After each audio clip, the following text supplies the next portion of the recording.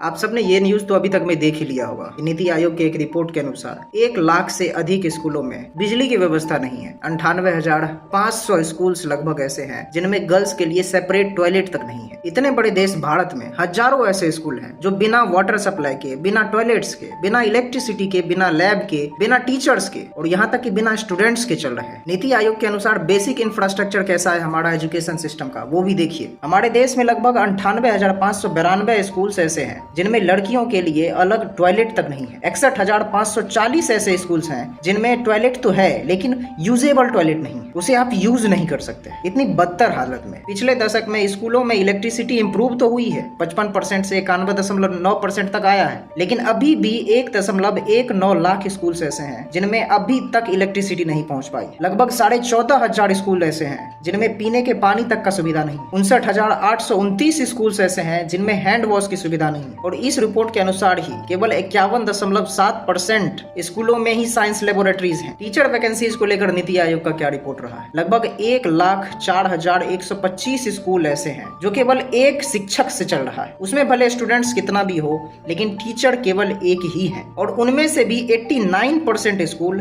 Rural इलाके में यानी ग्रामीण इलाके में। और कुछ स्टेट्स ऐसे भी हैं जिनमें छात्रों और शिक्षकों का जो औसत होता है वो काफी ज्यादा है। जहां झारखंड का एग्जाम्पल देते हुए बताया गया है कि झारखंड में 47:1 का विद्यार्थी और शिक्षक का अनुपात है, जबकि आइडियल स्टूडेंट टीचर रेशियो होना चाहिए 10:1 या फिर 18:1, यानी 10 बच्चों पर एक शिक्षक या फिर 18 बच्चों पर एक शिक्षक होना अनिवार्य है। इसे आदर्श अनुपात माना जाता है स्कूलों के लिए। नीति आयोग जो कि एक सरकारी एजेंसी भारत सरकार द्वारा संचालित होती है, उन्होंने हमारे एजुकेशन सिस्टम के ऐसे पोल खोले हैं जिन्हें सुन के लोगों को शर्म आ जाएगी कि हमारा देश का ऐसा हालत, फिर भी हम डंका पीटते नहीं चूकते हैं।